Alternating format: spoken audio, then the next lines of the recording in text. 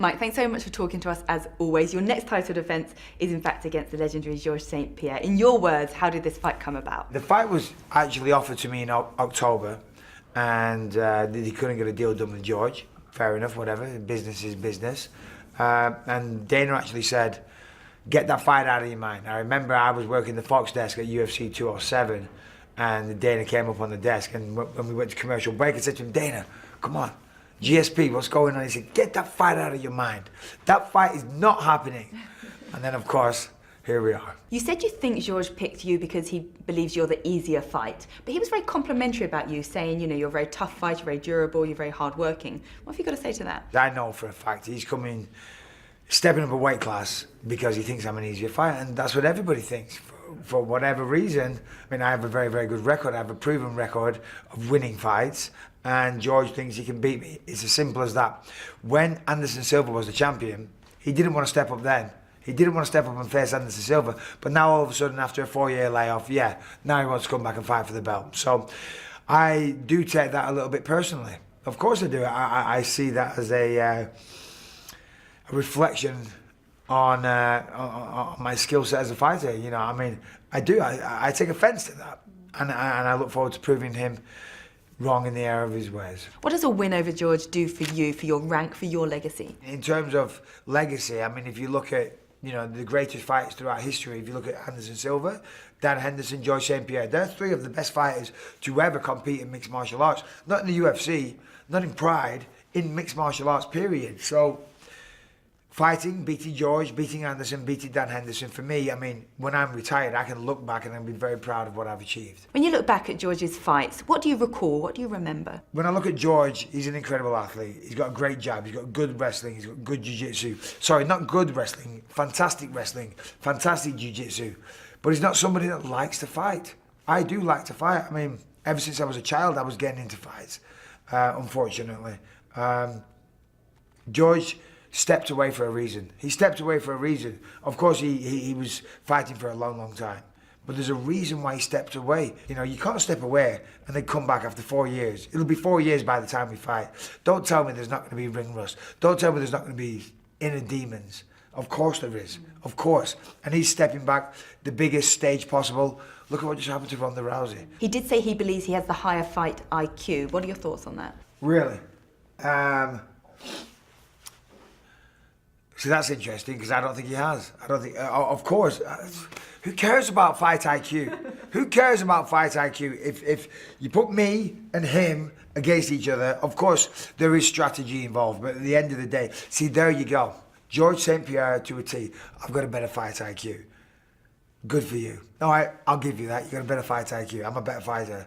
I'm a better fighter, simple as that. Plain and simple. I will fight that guy any day of the week. Did you see us when we squared up? See the size difference? He doesn't intimidate me in the slightest. All that's going to happen with George, if I lose the fight, I'm going to be on the floor trying to get up the whole time. That's all that's going to happen.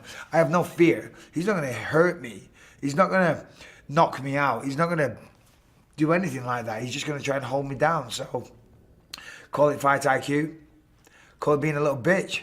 Nobody likes getting punched in the face, but this is what we do. It's our job. And, you know, I mean, you look at the state of me, for crying out loud. Jesus Christ. Look at me. I used to be a good-looking guy, but I'm still here. I'm still here, still doing this, because this is what I do.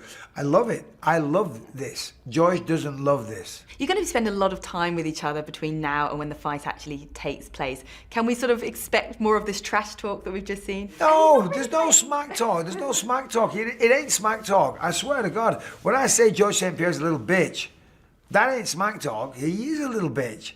He's a little bitch. He is. He stepped away because he didn't want to fight. He stepped away because he got his arse kicked. And then he's coming back and he thinks I'm an easy fight. That is the only reason he's picking me. He thinks I'm an easy fight. He's a welterweight. Why isn't he fighting Tyron Woodley? Why isn't he fighting Tyron Woodley? He thinks I'm an easier fight than Tyron. Let's have it right. And I don't care. I don't mind saying that. But those are the facts. All I've got to do for George is learn how to wrestle. That's all I've got to do. I beat George all day long. He will not stand with me. As soon as that fight starts, he's going to jab, double leg. Simple as that. I'll tell you right now, he's going to jab, he's going to shoot a double leg takedown. Of course, it's mixed martial arts. Of course you're allowed to do that. Well, that reminds me of your fight with Tim Kennedy, where he smothered you and it's a very frustrating fight. Do you want to avoid that situation? Yeah, of course. Nobody wants to get held down. I want to fight. I want to fight. If he wants to avoid fighting, then good for him. If he wants to hold me down, he's allowed to do that. I have to stop that. I could fight George right now, but if I wrestle once or twice a week with my son, I'll beat George. How many more fights do you think you've got in you? I mean, how many fights do I feel I have left? Many. How many do I want to have? Not many. You know, I think I'll beat George. Of course, I think that. And then I'll fight Yoel Romero or Jacare, whoever is the #1 contender. I think maybe those guys should fight again. Yoel did test positive after all, that is a fact. And if I beat Yoel Romero, I guess, what else am I going to do? I'm just carry on fighting everybody for the rest of my life. You know, I mean, I've achieved it all. I'm very happy of what I've achieved. I've had a great career. I've had a long career. Can't do it forever. George, thank you so much for joining us and welcome back. Can't wait to see you back in that octagon. And you are indeed going to face Michael Bisping. How did that fight come about? Well, it came about, I would say, mixed martial art, it's a little bit like the stock market. I compare fighters to stock.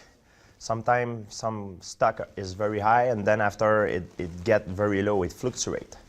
I wanted to come back and fight the guy who has the highest stock as possible, who's the biggest draw right now. Conor McGregor is out, Ronda Rousey is out.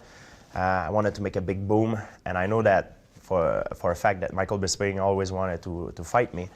So I think that's the move that the fans want to see, UFC want to do, and Michael and I want to as well. And it's for the title.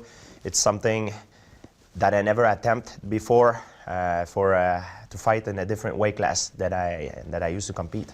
He's the most dangerous breed. I would call him the worst nightmare for fighters because he doesn't only rely on his talent. He's a hard work guy. He's a grinder.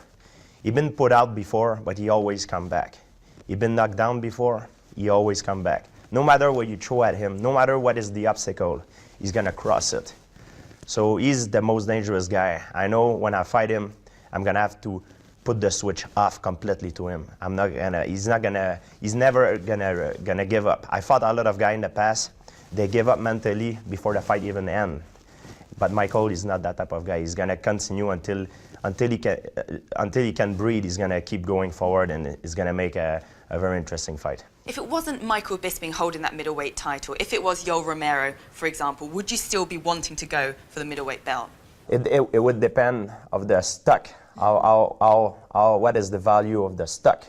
I'm not afraid of nobody. I'm not afraid of no human being. Everything I do is calculated. There's different reasons. There are a bunch of reasons why I'm doing things. I do it for the sport, for the love, but also for the business. Belt is important, and I choose.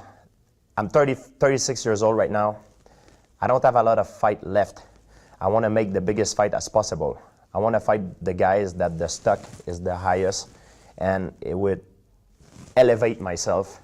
It will be also a fight that the fans want to see and the UFC want to make, and make good money, good business as well. To make my comeback, I needed to find an opponent that excites me. I'm not excited at the idea of fighting a friend. I've never been. And there's plenty of guys to fight in UFC. But I only see Michael Bisping right now. If I come back to competition as the same George St. Pierre used to be, I'm gonna have a very, very bad night against Michael Bisping. The sport has involved, and I'm aware of it. And if I come back, it's because I'm convinced, my coach are convinced, and all my training partners are convinced that I am in my prime, and I am a much better version than I used to be. I got more tools. I'm ready to pull the trigger better, more aggressive, more opportunistic, and physically I'm in my prime. Mentally, I'm at my best. I believe when you perform in a certain area for a performer, as a human being, it's like a triangle. There is the mental, the physical, and the emotional. When I used to compete at the end of my last run, physically I was okay, but emotionally and mentally, I was not really 100%. That's why I had issues, that's why I stepped away, and I don't want to go back into the detail, people knows. But now I'm 100% in those three categories, and I'm better than ever. I believe Michael Bisping will have an advantage in the size, in the weight department, but I do believe I'm a better athlete. I got more tools, I'm more well-rounded, and I got a higher fighting IQ than he does. That's why I'm going to win that fight. And I've got to ask you, Michael said recently to TMZ that you are out of your mind if you think you can come off the couch after 3 years and take his belt from him. What have you got to say to that? Well, I've not been exactly sitting on a couch for the last 3 years drinking beer, Michael Bisping. I've been training really hard, and I've been training really hard to come back and make a big boom. And unfortunately, you'll be the victim of that.